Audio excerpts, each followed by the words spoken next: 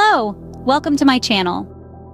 Did you know that an estimated 5% of the global population have experienced trauma bonding in relationships at some point in their lives? That's a staggering number. Trauma bonding is a complex and detrimental connection that can form between the abused and their abuser, often leading to an unhealthy emotional attachment. It is a silent epidemic that affects millions, yet many don't even know they are caught in its grip. If you have experienced this, you are not alone. The first sign of trauma bonding is an unhealthy emotional attachment.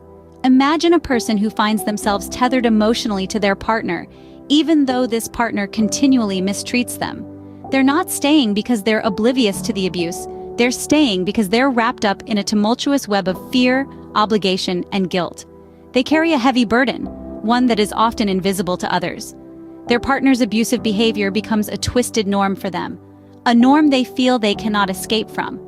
The fear of what might happen if they leave, the obligation they feel to keep their partner happy, the guilt they experience whenever they consider breaking free, all these emotions keep them anchored in a toxic environment. This is not about love or affection, it's about control and manipulation.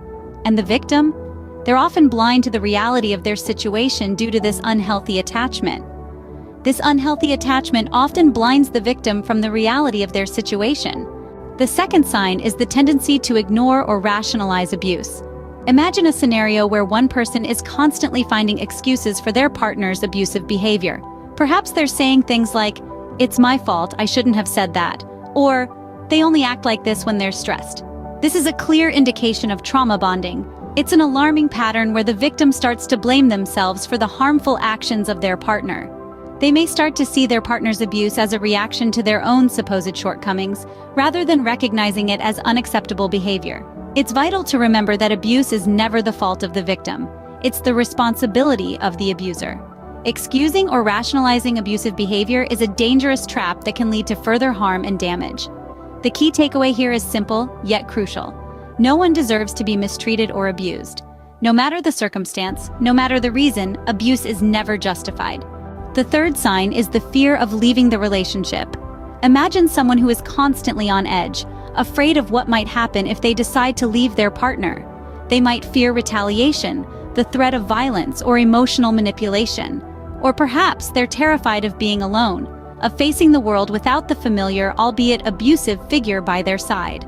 This fear can be so overpowering that it keeps them locked in a cycle of abuse, unable to see a way out.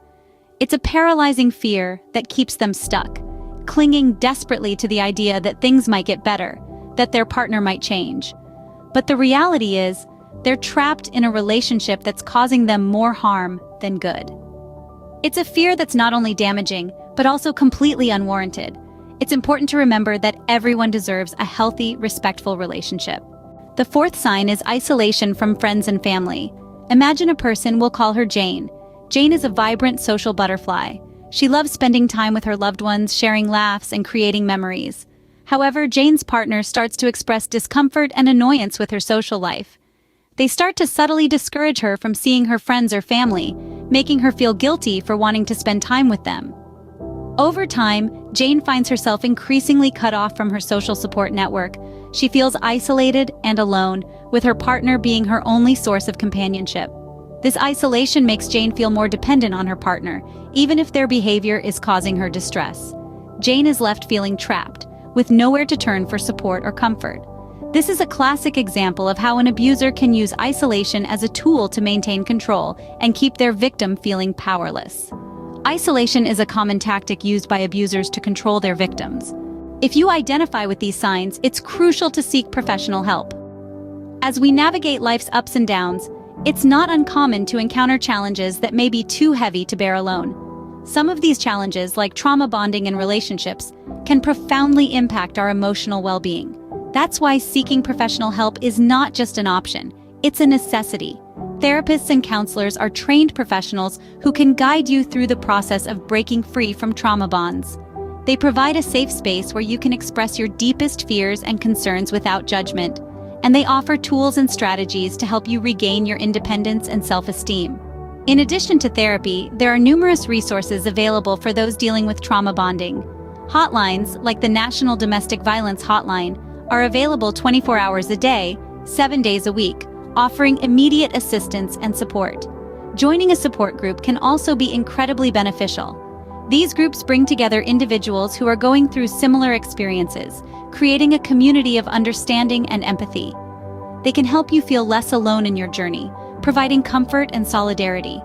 These resources are not signs of weakness, but rather, they are lifelines.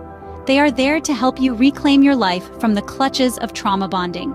Remember, it's never too late to seek help and start the journey towards healing.